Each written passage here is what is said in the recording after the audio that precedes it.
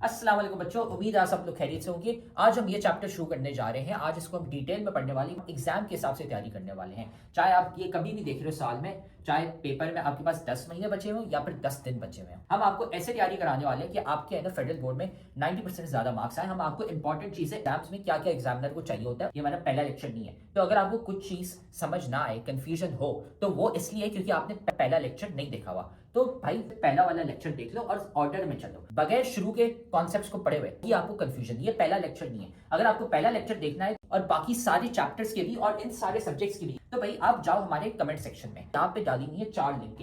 इसमें पूरी किताब की हमने प्लेलिस्ट डाली हुई है, इसको दबा दो, आपको है ना सारे लेक्चर्स मिल जाएंगे इस पूरे के पूरे सब्जेक्ट के। डाले हुए फ्री के नोट्स, यहाँ पे नोट्स कोई एमी नोट्स नहीं है। ये आप लिंक दबाओगे तो खुलते हैं, आपके पास हमारे 300 बच्चे जो थे जिनके 90% ज्यादा मार्क्स आए थे, उनके हमने नोट्स कंपाइल करके आपके लिए डाले हुए ताकि आप भी है ना अपने एग्जाम की तैयारी कर सको। सारे के सारे नोट्स हमने डाले हुए इन 300 बच्चों के। तो भाई ये देखो यहाँ पे पड़ा हुआ है हमारे सब्सक्राइब का बटन, इसको सब्सक्राइब कर लो, ठीक है। बेल्स भी है ना यहाँ पे दबा दो, लाइक करो वीडियो को और साथ में जाके कमेंट करो अपना वीकेस्ट चैप्टर। भाई कौन सा चैप्टर है जो तुम्हें बहुत मुश्किल लगता है, बहुत वीक लगता है, हम क्या करेंगे उसका निकालेंगे वन शॉट लेक्चर।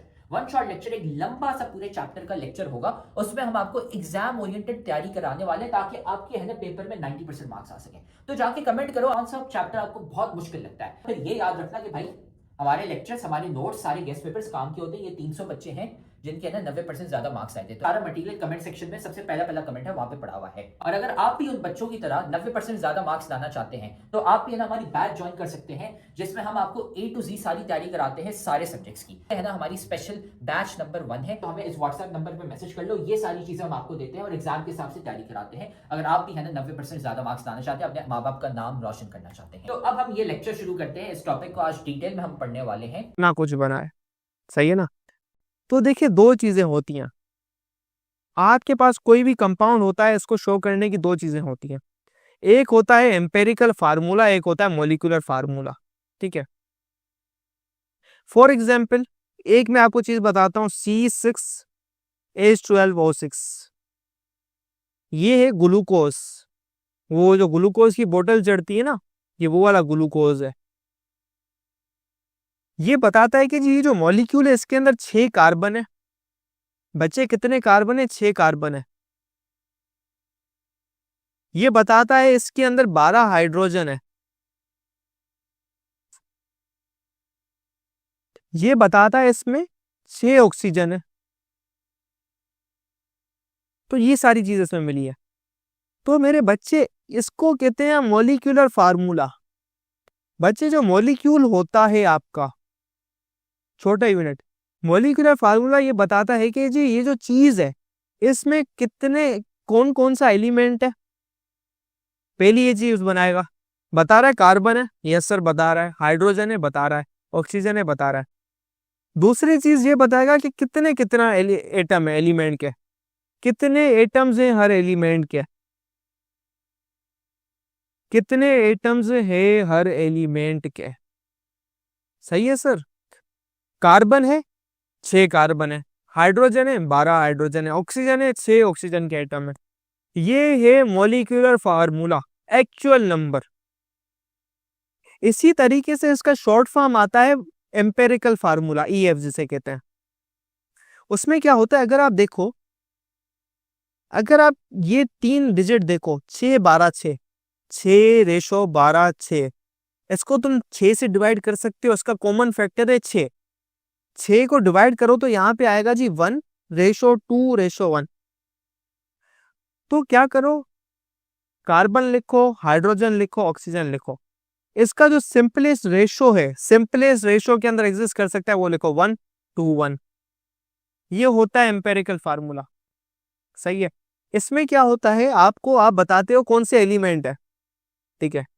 दूसरी चीज आप ये बताते हो उसमें कि जी जो आपका एलिमेंट है उसके कितने एटम्स नहीं है, एटम्स का रेशो बताते हो, एटम रेशो। एटम रेशो आपको एक्चुअल नंबर नहीं पता चलता कितना है। ये होता है एम्पेरिकल फार्मूला रिप्रेजेंट करवाने का। ये आपको एक्चुअल चीज देता है कि एक्चुअल क्या चीज है, ये आपको देता है सिंपल। ठीक है। दो चीजों का सेम भी हो सकता है, दो कंपाउंड्स का सेम भी हो सकता है एम्पेरिकल फार्मूला। जैसे CH2O, अभी मैंने बताया ग्लूकोज का क्या है, ये ग्लूकोज का क्या है, एम्पेरिकल फार्मूला।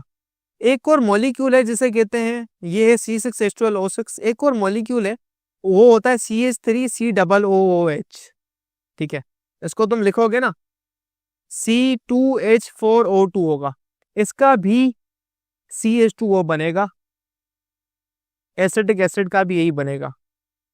तो देखें जी, ये है। तो इससे तुम्हें पता है क्या समझ आ रही है बात, यानी दो डिफरेंट कंपाउंड्स का, लिखो जर्नल पे, दो डिफरेंट कंपाउंड्स का सेम एम्पेरिकल फार्मूला हो सकता है, दो डिफरेंट कंपाउंड्स का सेम एम्पेरिकल फार्मूला हो सकता है। ये बात समझ आई?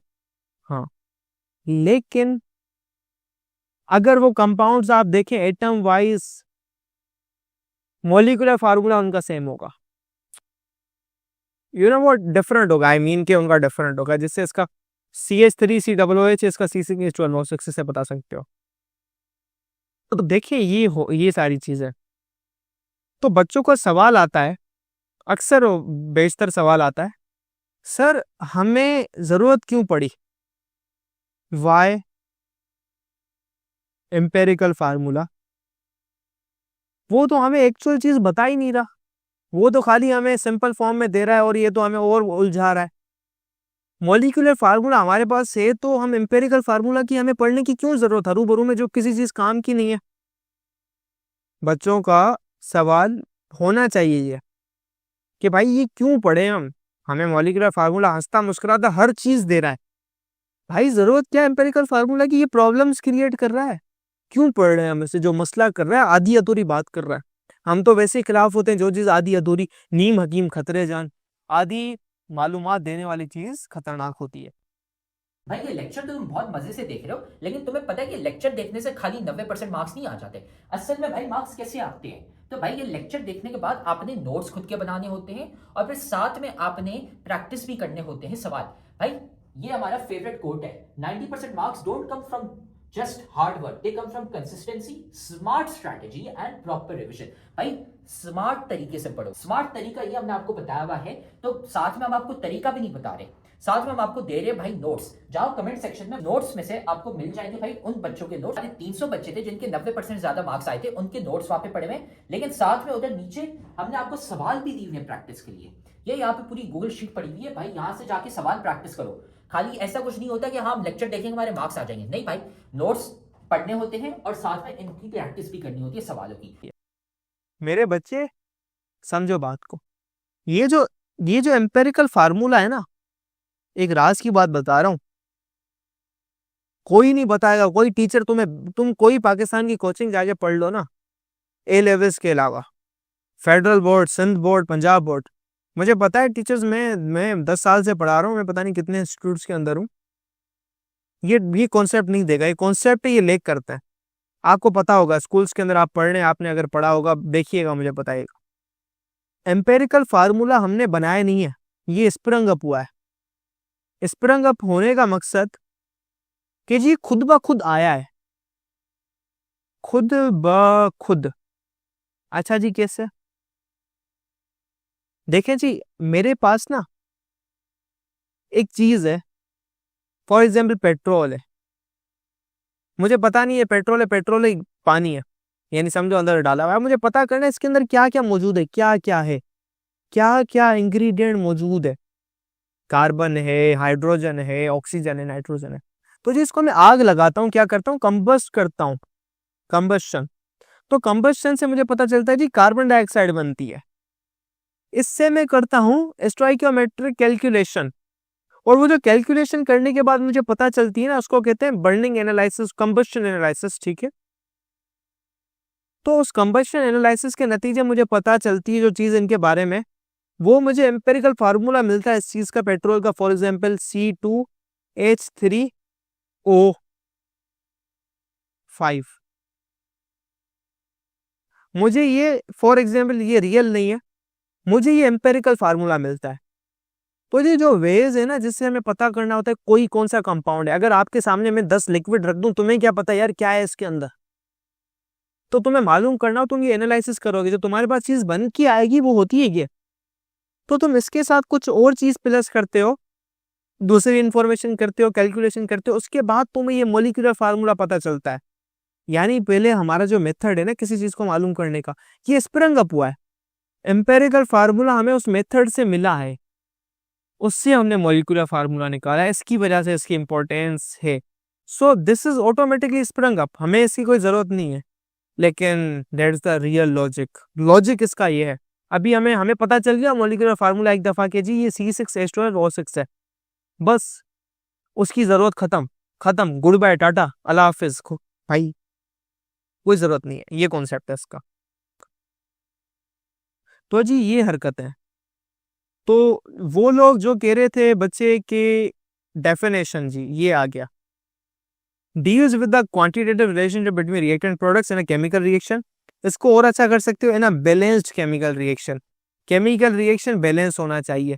केमिकल रिएक्शन बैलेंस होना क्या है मतलब, बच्चे बैलेंस होने का क्या मकसद है कि जी जितने लेफ्ट हैंड साइड पर है, मुझे पता है जो बच्चे, मैंने 10 दफा बात कही है लेकिन फिर से रिपीट करता हूँ, बच्चे ध्यान नहीं देते। H2 + O2 H2O बनाता है। अब लेफ्ट हैंड साइड पे 2 हाइड्रोजन है, 2 ऑक्सीजन है, राइट हैंड साइड पे 2 हाइड्रोजन है, 1 ऑक्सीजन है। तो जी ये एटम्स 4 है, यहाँ पे 3 एटम है, तो ये बैलेंस नहीं है, दोनों बराबर होने चाहिए। तो इसको बैलेंस करने के लिए यहाँ पे आप 2 लगाते हो, यहाँ पे 2 लगाते हो, जैसे यहाँ पे हाइड्रोजन हो जाते हैं 4, यहाँ पे 4 हो जाते हैं, ऑक्सीजन 2 होते हैं, यहाँ पे भी ऑक्सीजन 2 होते हैं, तो ये बैलेंस हो जाती है चीज। ये ऑलरेडी मैंने करवाई हुई है चीज, तो मैं आपको रिवाइज करवा रहा हूँ जस्ट। तो इसी तरीके से बच्चे आपके पास आता है एम्पेरिकल फार्मूला CH2O, ये एम्पेरिकल फार्मूला ग्लूकोज का। Ratio of number of